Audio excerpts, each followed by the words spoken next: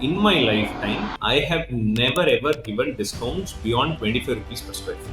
No gold coins, Maruti cars, chains and stuff. If there is no consistency of sale, no consistency of cash flow. No consistency of cash flow, the project is stalled. It's not complete. No one customer in the world want to be lone first person to enter a project. Enter anything. Sales pitch or the sales preparation is where most of the builders tend to fail. Anywhere in India, there is a simple thumb rule conversion of 1 to 2%. So 100 people, if they inquire, 2 people go on to buy it.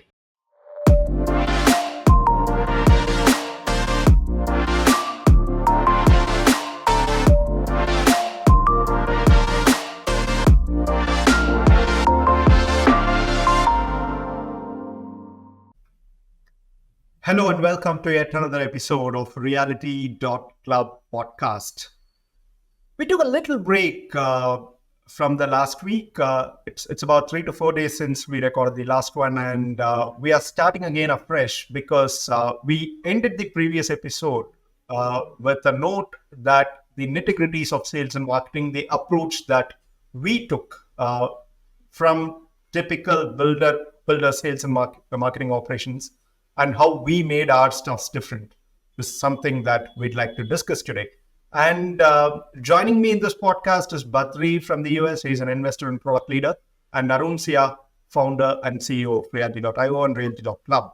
Now, we'd like to shoot questions directly to Arun based on some of the massive success stories that he has come up with. There are a lot of case studies from him. However, it's all only within himself, and I think this would be the start to showcasing all these success stories from his office to all of us in the world of real estate. Arun, to begin with, when we first met, you spoke about how a real estate outfit can be outsourcing the marketing, just like how the BPOs are there in tech. You brought in a concept called MPO and actually streamline the entire operations end to end. So much that instead of clocking on number of leads per day that every marketer shares as a metric, every marketer shares that as a milestone. You started talking about number of sales per day, and what's really coveting about it is I'll get it done. This is a number I can achieve, and you've always been at it to beat it. So I want you to walk through from the basics of how you took the entire crux of the sales and marketing operations to be outsourced and ensured everything is taken care of from your office till the closure happens for lead on lead. And before you start, Arun, also to add to like what we ended the note on the last episode, one, how did you, with experience, start doing sales and marketing more optimizedly, or kind of more optimally, or more kind of with much better metrics and time to market or time to sale than the rest? Number one. Number two, how that has had an impact in some of your cases on the entire health of the project, not just on sales and marketing, right? How that has improved planning, budgeting, cash flow, estimation and execution, timely delivery, all of that. How, I think that is something you were alluding to, that if you do sales and marketing oriented approach, or what we call in products or IT as kind of customer centric approach or revenue centric approach, right? I mean, what is the outcome that the market wants? Kind of you measure that and start the project. How that has an overall better impact on how the whole project is built, delivered on time, and all of that. Yeah, with your examples. Yeah. First to give some introduction to this, right? So what I was thinking was that what or how I normally approach any project or real estate per se is that every department out there or every stakeholder out there who are directly or indirectly related to the project is going to get enthusiastic, motivated to work for it only when there is traction, right? Including the buyers itself, right? So that is the core philosophy with which I operate, which means a single buyer, or we all speak about the fear of missing out, right? The FOMO aspect of it. So no one customer in the world want to be the lone person, or the lone first person to enter a project. Yeah. Enter anything. Right? So this is the core philosophy with which everything starts, right? But so always there is a minimum viability in terms of traction, minimum viability in terms of sales, which most of the people tend to overlook. Which means if I could do 1, 2, 3, 4 sales, is it good enough for this project? Is something which most of them won't predict or plan. I would say predict is something else, but I'm saying more of planning or estimating sales, which is optimal for a project, is something very important. When I say project, I see project. I always see, separate the project from the company, and see company as one of the stakeholder in the project also. So in that sense, I also understand as to what would be the requirement of all the stakeholders, including the company or the founder itself on the project. So these are the permutation combination which would arrive at the exact sales number. For example, if the project what we are getting into, say it has already gone past, say 6, 7, 8 months after approval, let's assume, right? And they have not figured yet a consistent sales month on month. Then we need to do certain tasks. Say there are projects where we have gotten into, where it is already 40, 60% construction is over, but the sales is not in proportion to that, right? So which means the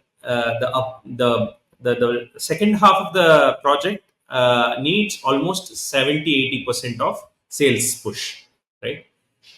uh, there are instances where the happiest part for us is that, when it is actually getting planned, when the land is actually getting conceptualized, they come to us and we get to solve it. Unfortunately, none of the new clients to us come to us at that stage, right? Whenever they have an issue, whenever they're unable to figure it out, that's where they come in. But once they come in and the first project, when we tend to resolve it for them, then subsequent projects, as we go along, we would even get into the project conceptualization itself. So this is how I, at least in my experience, I've traveled through. So let's take an example, right? So having told you like these three categories, most of the since this podcast is predominantly addressing, or the predominant India market is towards the upper mid tier builders who are catering similar to the class 1 builders, right? The class A builders sorts. Those are the people who typically undermine sales, take sales for granted, right? At the same time, they also do marketing to showcase them as a developer and to showcase their project out there. That's all max they would do as marketing, right? So this is the audience whom we are trying to address. So let's take an example of a project, which probably I would say, there was a project where we gotten into, where the that market price was at least 30% quoted higher, right, than a peer who's on the same street. But fortunately, they have gone on to complete the construction, but the sales have not gone past 20%. It's a typical first time builder's error, right? He goes on to be flamboyant about his design and things like that. He put all his money and efforts and things like that. And somehow he feels that, okay, if it's ready to move in, so customer will buy. He'll progressing. A typical first time developer or first time person would. So they were caught up with their own premiumization, and was the was the delay in getting to the sales process, like kind of waiting till building and then trying to sell it, was that intentional or unintentional? They just got caught up, or they wanted to build, showcase, and kind of show their might the day I can command premiumization of the quality of my product? Was that the design, or they were more lazy or not even focused on No, selling no, till they got? no, but lazy is a very, very harsh word. Nobody wants to be lazy. The thing is, they presume that market.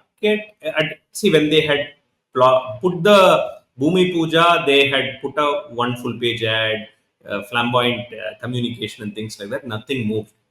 Or okay, for them. Yeah, I'll yeah. tell you why. I'll tell you why it didn't move.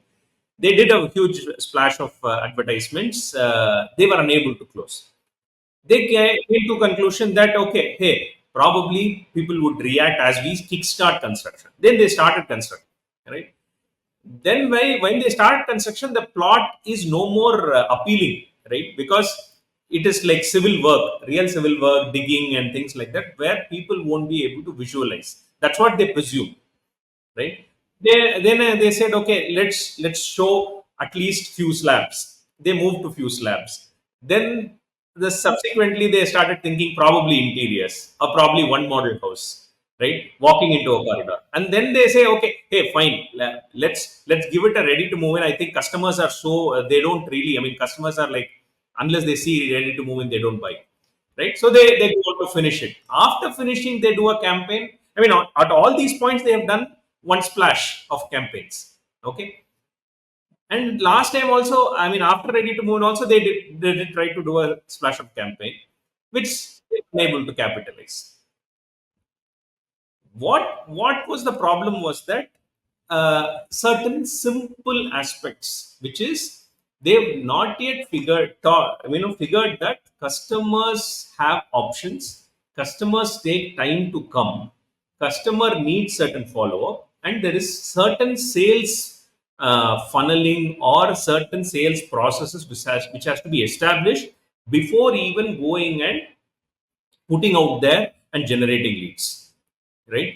So that they missed, unfortunately. It's not that out of see because let the campaign be whatever it is, right? Because every project, just for the sake of location and its combination of units price, they should be able to get some sort of attraction, right? That attraction, if you could basically collect, pool, and probably funnel it, then it is going to go towards a proper closure. The conversions could be bad, conversions could be good, but no conversion is not a point, right? So that tracking or mechanism is what basically missed. That is the first point for them not getting enough traction at every point in time for the widest possibility of splash, right? So having said this, there was another point, right? When we got into, they were already pegged up at 30% more than the competition. That is another problem, right? So it is just not about they are not taking care of or having a proper sales process. The sales team is not trained enough. There is no site visit tour plan, right, for a customer to be dealt with. There is no telepitch plan, right? There is nothing which was there as of sales is concerned. At the similar ways, at the product level, it was pegged 30% higher purely because they felt that they have to pack up much more amenities, they have to pack up much more aspects for which they have basically spent. Okay, there. So people who have known about that location or project is not have not got that perspective of what more they get beyond the brick and mortar location. That was also a gap, right? So then what we did when we got in So the to summarize intermediate before you go further, uh, known location, right? I mean, which is good and bad because the location is a commodity, but at the same time, it's not very niche location. But definitely better construction, which is not yet kind of positioned or realized, perceived by the customers, because there are other comparable projects, but they all kind of are a commodity amenities wise. So that is, it is a differentiator in the mind of the seller, but not kind of positioned well. Number three, very poor sales playbook, right? Right from funneling to segmentation to kind of all the way down to kind of conversion, very poor or almost no playbook. Okay, yeah, go on. See, as this was happening, interestingly, I'm able to recall that how this customer came to us was that we were actually in parallel selling a competition during construction at a very good pace. Vis-a-vis, these people were unable to sell in spite of beating our marketing spends. Okay, so during construction and the quality, I mean, the pace with which everything is progressing for the first client whom we were selling for uh, was shocking these guys, saying that what was happening, who is selling that, right? That's how we got, I mean, they got to approach us and then we came here, right? So, why am I even taking that first project is because that first project, what happened was that they were not 30% higher, right? They were under construction. Then how did we sell there also consistently, right? We also had that civil problem. The typical brick and mortar is what a customer would see as they enter the project. There's not splish splash. I would say the sales office there. It is typically somebody has to wear the engineering helmet to actually walk in and things like that, right? So how are we able to sell that vis-a-vis this? Why am I taking these two is because there was, just take it as a comparison, right? Same location, one 30% less and yet to even finish the project, and there is a wait time. And there is another project which is probably ready to move in, 30% higher, and there is a huge dependency of sales, right? Because here the construction has happened, there is a bank loan also here. Unfortunately, the bank loan is unable to be serviced, and all those things have started. And demand gen is poor. Demand gen is poor, but your loan or overhang of credit is higher because you've spent more and built up. And it's a 30% premium product, both in terms of pricing and in terms of execution. It is good, it is worth it, but there is not enough demand and there is more pressure because you've spent more money and you're waiting. Absolutely. So if you see here, I've defined both products today, right? Factually, I'm sure most of you would be able to give the solution for both, right? So one is ready to move in, 30% higher, sales has to be today. Another is under construction, wait period is there, 30% less, something has to be spoken about. So what here is that there has to be a storyline which has to be built for an under construction project, where the salesperson, when they enter, they have to talk or give a storyline where the buyer should be able to visualize he standing on the balcony, which is incomplete. I mean, which is incomplete. Stand on the balcony and see the landscape which is yet to come, right? And imagine that there is not going to be any car plying on the landscape, and what he could see is just the green and his kid playing there, right? These are the perspectives which we tend to speak for the first product as a sales team, right? Similar ways, a sales pitch for the this product is very simple, right? Everything is ready. Come here to come and see it for yourself. Don't hear young, right? You need not, even hear me out in my telephone or whatever it is. Come here, have a look at for yourself. But while having a look, how are we going to showcase the detailing of execution? That is very key in this sales pitch, right? How the theater, the amenity called the movie theater is, the swimming pool is, how well the toilets in the swimming pool are planned.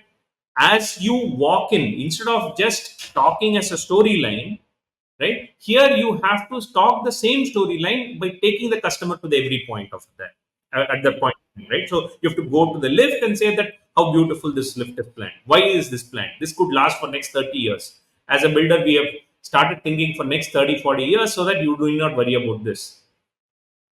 Your experience at theater is going to be like this because we thought through even the carpet which is laid here, right? The chair which are put at here, put here. So the swimming pool, how it is planned, how wide and long it is, right? So that you could do one full lap. So there's going to be a much larger sales pitch difference between these two, if you typically see. This sales pitch or the sales preparation is where most of the builders tend to fail, right? So when I get into the project, first what I do is I strengthen this storyline at the ground level. Okay. Major problem what I face is when I get in, right, there's already certain amount of team which is already existing. I will just judge them whether if it is they good enough, they will take, and then we have a newbies coming in also.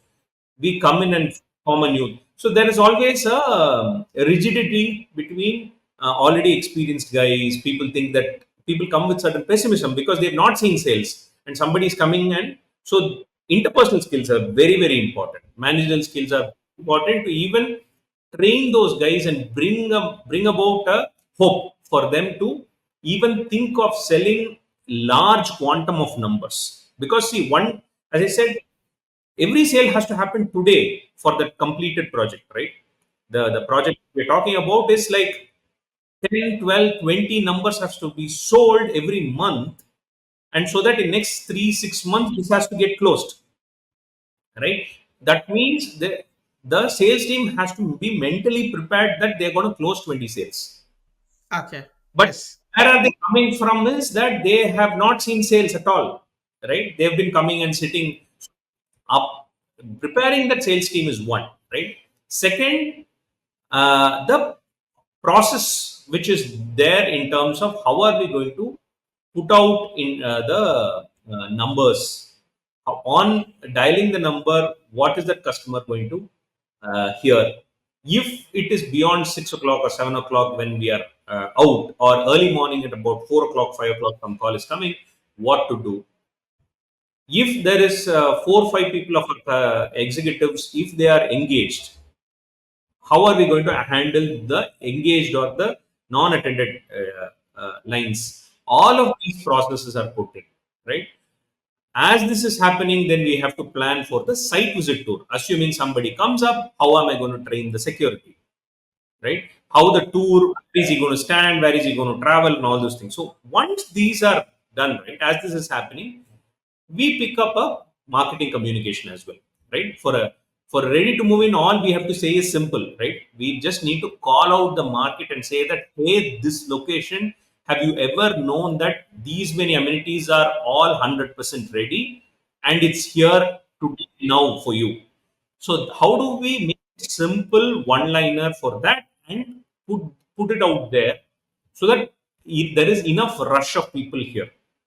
So it's not about communication. It's just not about preparation. Now I've made the team ready. I've made this simple communication ready. Now how do we plan is that we need 20 sales per month, right? So we go with the thumb rule conversion. Anywhere in India, there is a simple thumb rule conversion of 1 to 2%, right? So 100 people, if they inquire, 2 people go on to buy it. But we tend to we have done about 5% conversion, 8% conversion, and all those things. That's our routine. But I'm saying this is how it happens. So 100 people, from there about 20 people come to site visits, and from 25 people, about 2 people from site visit, another 10% go on to buy, which is 2%. Also, mind you, just for our viewers, I'm telling this. So, all of the transformation is in the playbook, is in the process, is in the SOP level. Till really needed, you are not going to resort to discounts because it is 30% premium for a reason. Because the 30% premium is charged by the execution. You have spent more on that, right? The quality of engineering and other things and the amenities are worth that 30%. So, unless it is a fire sale, which is not desirable to anybody, you're not going to resort to things like discount. You still want that margin. So all the transformation is in the execution of sales and marketing and not in gimmicks like discounts. I think you touched upon a very good point, which is discount. Okay. In my lifetime, I have never ever given discounts beyond 25 rupees per square feet. Okay. No gold coins, Maruti cars, chains and stuff. Those things are probably very, very wild for 1-2 people just to attract more eyeballs. But that's not going to attract sales, right? Say if you're doing a campaign for Akshay Tritiya, definitely you have to talk about sales. I mean gold, right? You can't speak about something else. Being an auspicious thing. When you're going for sales offer promotions, those things comes in. But my point is, discount is not the game. Discount is never going to make sure that you're going to sell in mass or lump sum, right? Uh, because we have already arrived at an MRP which is already have certain value proposition, right? Either it is so in this customer having finished his project and having finished the amenities, his cost of capital is already going above the right where the cost can, I mean, there's no way that somebody can give discount and still go on to market, lose money in the marketing, lose money in discount, and then not Yeah, get yeah, yeah. that's Yeah, yeah. no right. Max to max, you can probably give discounts on things like Clubhouse or stuff, which is very limited marginal cost, or it may be more an accounts book thing, right? You kind of write it off somewhere else, but it is not, again, it is not discounting to MRP or discounting to cost price. So you can do some gimmicks to I catch eyes, but I'm really not giving a discount. Yeah, see, any builder who is saying that he is going to give discounts, the discounts can be offered against a cash flow, cash bet, upfront cash flow. That's the best thing which a builder can do in real estate. Just if at all, if you're getting anything else, you can get it from the landlord component because landlord has no cost involved, right? I mean, basically, he's all sitting on a very big margin. So these are the two places where you would typically be able to sell with a discount as an offer and things like that, and probably your customer. And both places, investors tend to play a lot, right? Today, I'm talking about end consumers. The scenario whom I'm talking about is purely end consumers because the demand in end consumers are huge, right? Ultimately, the project has to get into, even if some investors are buying it, eventually he's going to go trade it to certain end users, right? Otherwise, the project is of no use. In fact, typically, unless there has been something very bad about an area like a flood or a tsunami or some really catastrophic event, as we always say, the supply demand is so skewed that actually customer is going to distrust you if you offer a discount. That is more possible. Like if you start claiming big discounts, customers like, hey, something doesn't look right about this project. So yeah, that is that would be at To least give you a perspective, it's not about catastrophe or whatever it may be. You talk about Pallikaranai and Velachery localities in Chennai that has been flood prone, and it got affected 3 years and 3 of the 8 years in the past, in the recent past.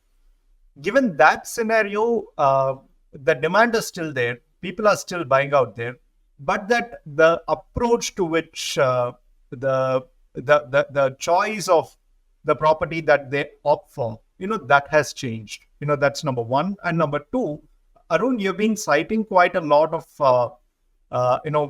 the sales and marketing side of things based on the need for demand generation and how you move forward. What I'd like you to flag is this major issue within the ecosystem where some silos prevail within the organization, and that sort of affects the way the communication has to be put in, the promises that has been that has not been delivered, and so on. So, with your experience, how are you trying to tackle these kind of silos? If you consider the sales team will talk a certain narrative, and every other stakeholders within the organization, every other player, every other provider in the real estate organization should align to what the sales team talk. What is the kind of interactive communication process within the organization that has set in? Number one, what control or what leverage that you have been given in that organization? You being a service provider, I have to cite this specifically and ask how you maneuver into the operations altogether and ensure they are aligned to what your sales narrative is. What is the funda behind? It is very simple. As I said, the sales objective is where we align with. We understand the founder's objective and we align the sale, because founder's objective in terms of sales, I mean, right? Sales and cash flow.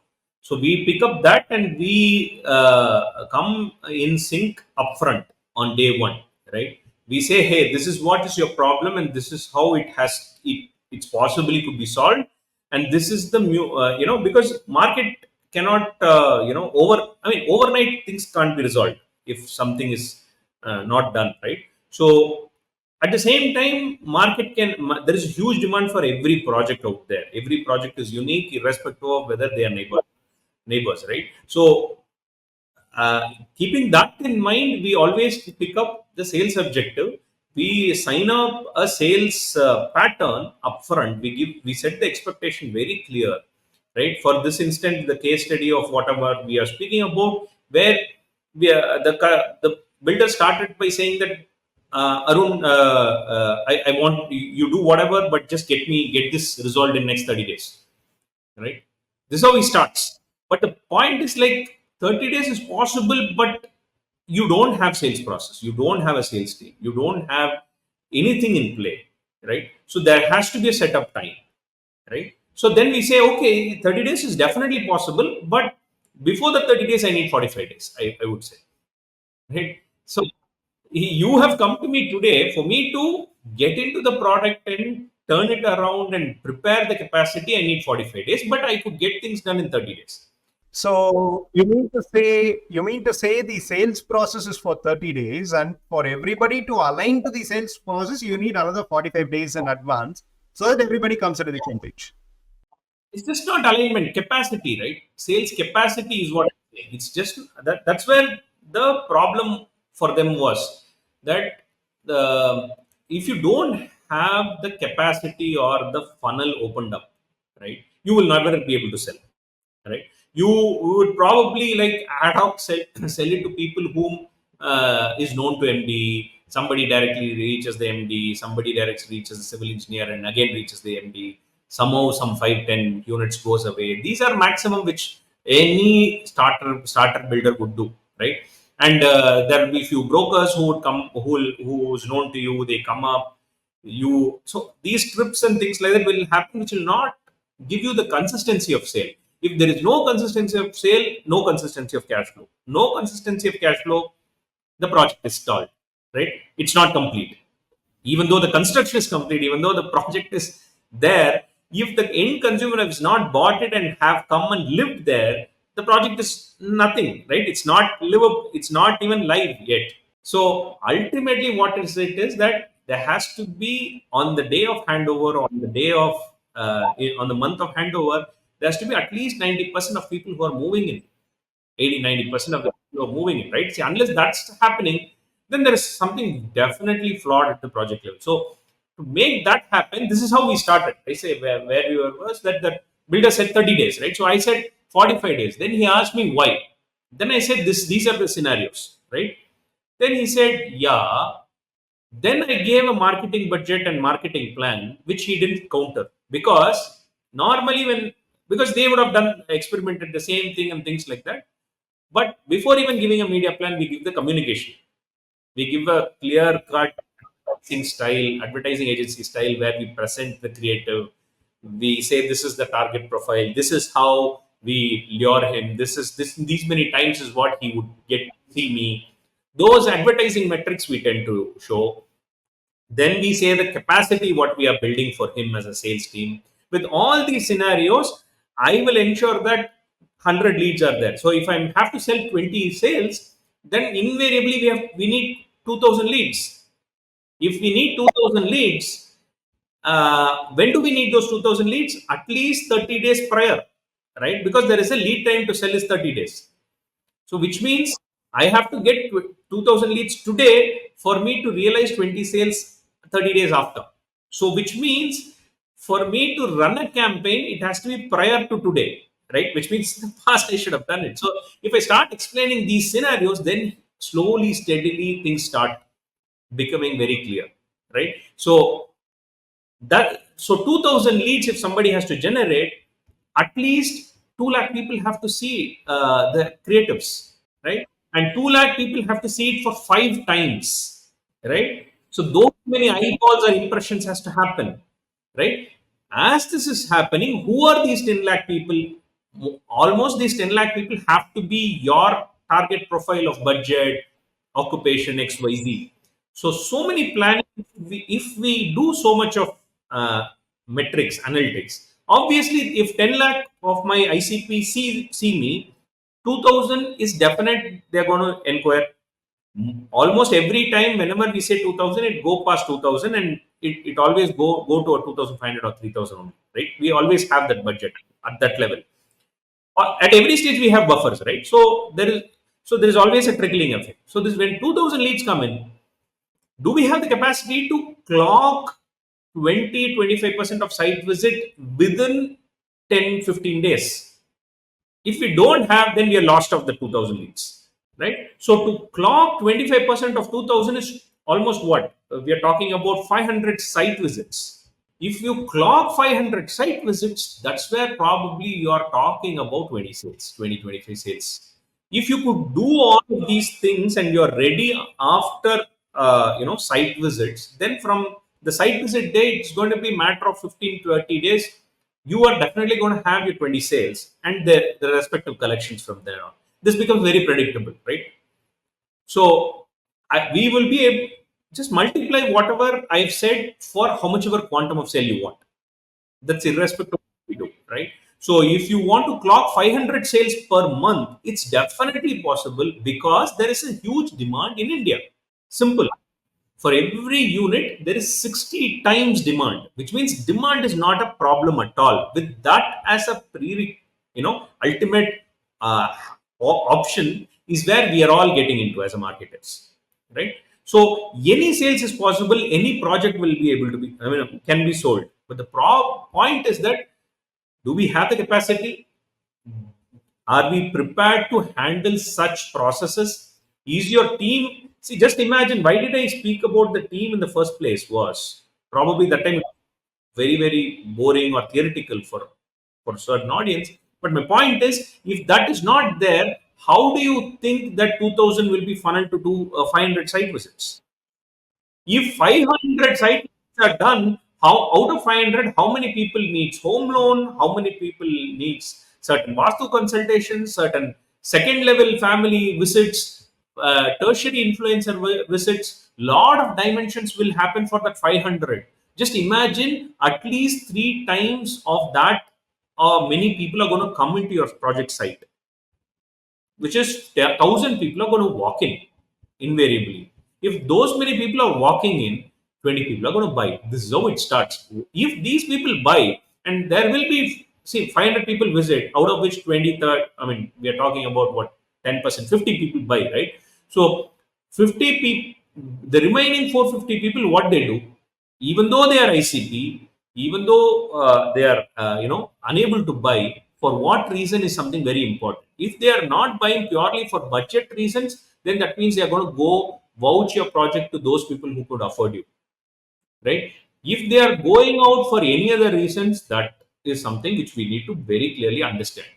Because there are projects where certain houses do not have right facing, do not have proper lighting. There are issues which will be there in few units, right? This is routine because it comes at a later stage. If we are all involved in a upfront on day one, we could plan every unit, right? But when we are entering, when we as a marketers enter, the problem or the knot is already like very tight, right? So we have to slowly untie the knot one after the other. So in spite of those, if you know for sure that there are units which have certain issues, then you need to recognize it in front of the customer. That's when the customer who's actually buying that unit is going to respect you as a developer. Most of the time, the developer or the seller tend to, give a relatively different story. Is what the problem is, right? There are people who might take those units for certain other reasons, but they would still know that there is no lighting there for in their kitchen or one of the rooms, right? Probably, for example, I stay in my house. My third room do not have a light, but you will not believe, in today's summer, that's the best room which all of us enjoy, right? So it's not just about. So we have to educate the buyers as to, it's not about the one-dimensional aspect, right? Buyers are trying to get the best house out there. That is definite. But every house is not intentionally built without a light and things like that. Every house is going to have some certain intentions, certain benefits, certain cons. All of these things are going to happen. So you need to figure out this, be prepared, and be in the customer shoes of those individual units which are exceptional. And these are the things which we tend to solve. Just to conclude, though that project we finished it in 6 months. There were close to about 100 odd units. We closed. They had their construction loan for about 70%, which was almost in NPA, at the grace of NPA, right? Yeah, we, without even bank restructuring, without a third party financial assistance, just with sales, we were able to solve it for them. And today, customer have understood or realized that instead of me going to bank and taking a debt for about probably 12%, if I spend about 2.5, 3% in the market, I'll be able to get the same money from the customer, which is better, right? That much growth he has traveled in the last 7, 8 years with us. So the journey is that, right? So, but whatever I said, this routine is same for our first project. Even for today, we do the same aspect. Probably it is very tiring at times. It is very mundane to set up processes, but unfortunately, we cannot, let go or judge the customer less, right? As they say, the boring businesses are the most lucrative ones because you kind of have cracked the method. But typically, I think the big best takeaway. I know we were worried. I'll move towards summary because I think we've given a lot of information. So uh, in summary, I mean, we ended the last one on a little bit of a worrying note as to how all processes can go haywire. But here we are kind of giving a much more positive note that this is very gameable if you are diligent, if you give the right amount of money, time, and resources. Right, it's a very straight funnel, typically at a 1% conversion, uh, and it is kind of goes funneling from the impressions you create, which is pure math, right? As to impressions, it's all typically different types of media, organic and inorganic media spend.